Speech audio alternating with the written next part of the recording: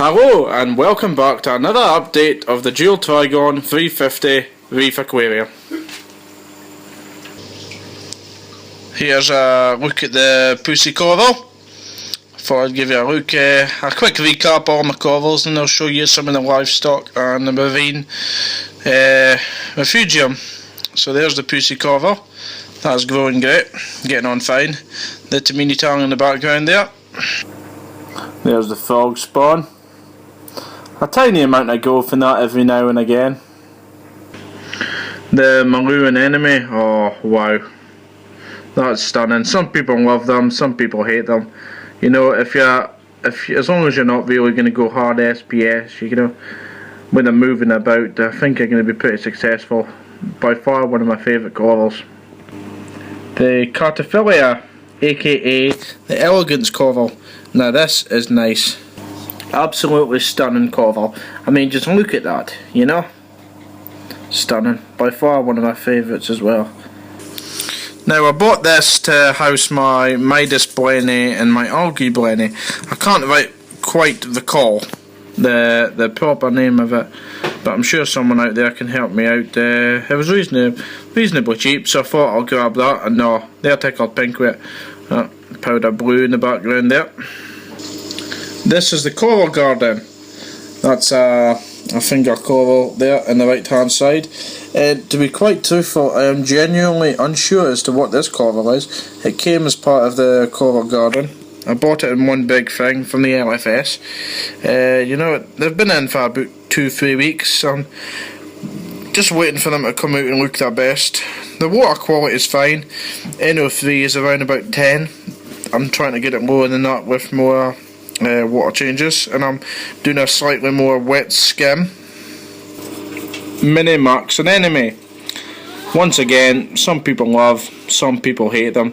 Yeah, I know it's a tiny bit of a risk, but so far, you know, all my fish seem to have the knowledge to stay well clear. They aren't going near it. It's not bothering them. So, I mean, looks lovely. Give it a bit of a prawn every 2 weeks. It's happy. Duncan coral. A lot of growth in this coral, a lot of new heads, especially since I bought it from the previous owner. Here's the hammer coral. Not a lot of growth in this one, unfortunately. Maybe a few tiny bits of growth, but for the meantime, no, I don't seem to be having much success. It's certainly surviving, but it's far from thriving. Here's a finger coral that I received from a friend. Unfortunately, he's a bit of a novice reef keeper and his tank was in a bit of a bad way, so after some advice from myself, got this coral from him because he didn't want it dying on him, so got it for the meantime, hoping it'll come out. Tiny bit of SPS here. I believe it's a Montipora. It's not doing much actually. I don't know if it's the fact I'm running LEDs as opposed to metal halides or T5s, but really not experienced any growth in it at all, so I'll wait and see. Now just a quick update on some of the latest things with the tank. The sand bed was given a bit of a siphon, a gravel clean this morning. I did have a crosshatch goby, but I believe it appears to have passed away. So, you know, I didn't want to go and siphon out while he was surviving, you know. I didn't want to remove his food source, always copepods and amphipods, but I think that's him gone now. I haven't seen him for over a week, and I think it's safe to say that he's kicked the bucket. So I decided I'd give the sand a good clean out this morning. Oh, it's looking reasonably good. There's a bit of diatoms throughout the day, but that's to be expected. You know, that'll die off within the next hopefully a week or so.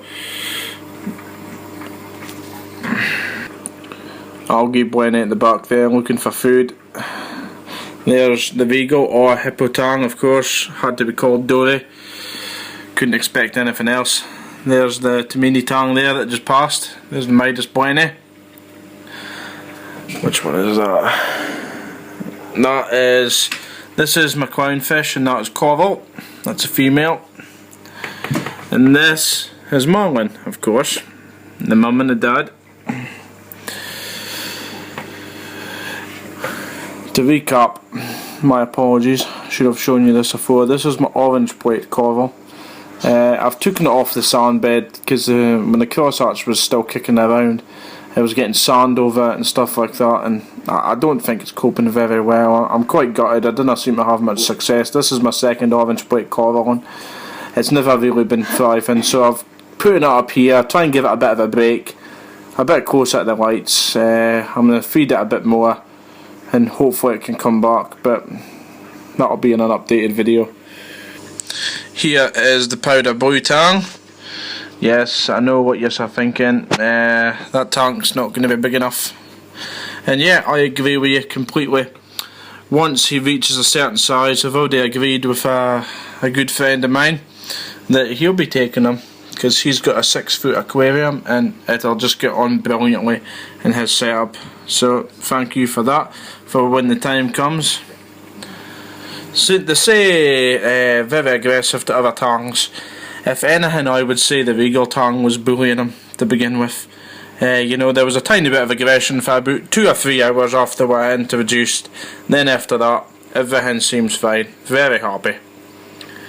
You know, I haven't seen any aggression. And another thing I'm absolutely gobsmacked about is if he stays still.